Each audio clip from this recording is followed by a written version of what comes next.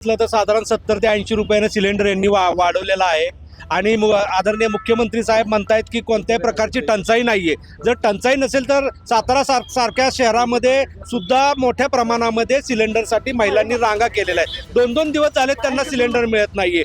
लाडक्या बहिणींच्या डोळ्यात अश्रू आणणाऱ्या सरकारचा लाडक्या बहिणींच्या डोळ्यात अश्रू आणणाऱ्या सरकारचा अरे धिक्कार असो धिक्कार असो या सरकारचा धिक्कार असो अरे धिक्कार असो धिक्कार असो या सरकारचा धिक्कार असो। जर युद्धजन्य परिस्थिती निर्माण होणार होती तर भारत सरकारने कोणतं नियोजन या ठिकाणी केलेलं आहे। लाडक्या बहिणींच्या डोळ्यात अश्रू आणणाऱ्या सरकारचा लाडक्या बहिणींच्या डोळ्यात अश्रू आणणाऱ्या सरकारचा अरे धिक्कार असो धिक्कार असो या सरकारचा धिक्कार असो अरे धिक्कार असो धिक्कार असो या सरकारचा धिक्कार असो।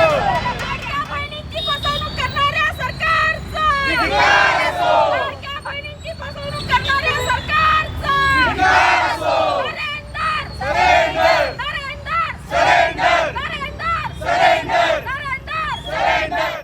अरे या सरकारचं करायचं काय करायचं काय अरे या सरकारचं करायचं काय अरे धिक्कार असो धिक्कार असो धिक्कार असो अरे धिक्कार असो धिक्कार असो या सरकारचं या फडणवीस सरकारचं करायचं काय या मोदी सरकारचं करायचं काय गेल्या 15 दिवसापासून अमेरिका इराण आणि यांचं युद्ध सुरू आहे। यामुळे अनेक सामान्य जनतेला भारतामध्ये याचा मोठाही फटका बसला आहे। गॅसचे सिलेंडर 60 पासून दर वाढले आहे। यामुळेच महाविकास आघाडीच्या वतीने आज साताऱ्यात या ठिकाणी मोठा गॅस सिलेंडर करून या ठिकाणी कलेक्टर ऑफिसच्या समोर आंदोलन करण्यात आलं आहे। माझ्या बरोबर कलेक्टर महाविकास आघाडीच्या वतीने केल्या आंदोलनात असलेले यांच्याबरोबर आपण त्यांची संवाद साधणार। काय सांगाल की या ठिकाणी आपण सिलेंडर दर वाढ आहेत कपात होते काय सांगाल? सर्वात महत्त्वाचा मुद्दा असा आहे की जो आता अर्थसंकल्प झाला या अर्थसंकल्पामध्ये जनसामान्यांच्या प्रश्नाच्या साठी सरकारने नेमकी तरतूद काय केलेली आहे? कोट्यावधीचे आकडे नुसता जाहीर केले जात आहेत। मग ह्या युद्धजन्य परिस्थितीमध्ये हे काय अचानक युद्ध झालंय किंवा अशी काही बाब नाहीये। जर आपल्या आंतरराष्ट्रीय पातळीवरती जे दूत असतात की बाबा जेणेकरून जे माहिती देत असतात गुप्तचर असतात तर ह्या गुप्तचरांना ती माहिती नव्हती का? जर युद्धजन्य परिस्थिती निर्माण होणार होती तर भारत सरकारने कोणतं नियोजन या ठिकाणी केलेलं आहे? जनसामान्यांचं कंबरट मोडण्याचं जे सिलेंडरचे जे आता हे केलेलं आहे एकतर वितरण व्यवस्थेमध्ये सुद्धा म्हणजे साशंकता आहे। अक्षरशः ऑनलाईन बुकिंग बंद केलेलं आहे।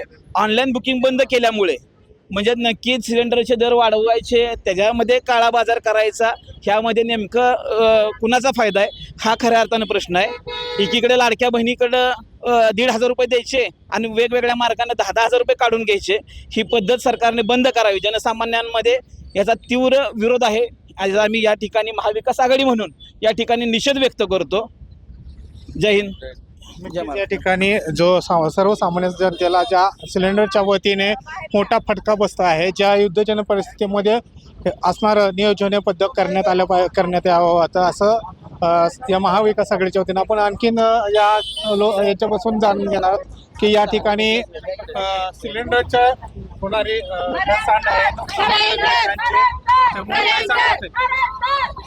आता तुम्ही बघितलं तर साधारण 70 ते 80 रुपयानं सिलेंडर यांनी वाढवलेला आहे आणि आदरणीय मुख्यमंत्री साहेब म्हणतायत की कोणत्याही प्रकारची टंचाई नाहीये। जर टंचाई नसेल तर सातारा सारख्या शहरामध्ये सुद्धा मोठ्या प्रमाणामध्ये सिलेंडरसाठी महिलांनी रांगा केलेल्या आहेत। 2-2 दिवस झाले त्यांना सिलेंडर मिळत नाहीये।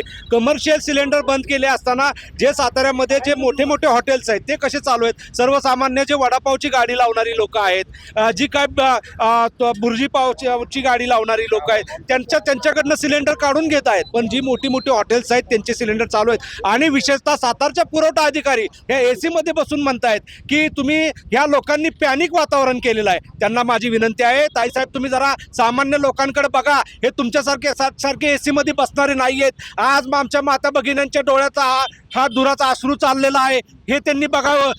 त्यांनी फक्त म्हणजे एखादी टीम करून फक्त ठराविक ठिकाणी जाऊन त्या गाडेवाल्यांवर कारवाई करू नये. त्यांनी हे मोठे मोठे हॉटेल्स आहेत यांच्यावर कमर्शियल जे आहे ना त्यांच्यावर कारवाई करावी, नाहीतर येणाऱ्या काळात त्यांच्या जे पुरवठा अधिकारी ज्या देशमानी मॅडम आहे त्यांच्या दालनासमोर या सगळ्या माझ्या माता भगिनी चूल मांडून आंदोलन केल्याशिवाय राहणार नाही असं मी या ठिकाणी आपल्याला इशारा देतो.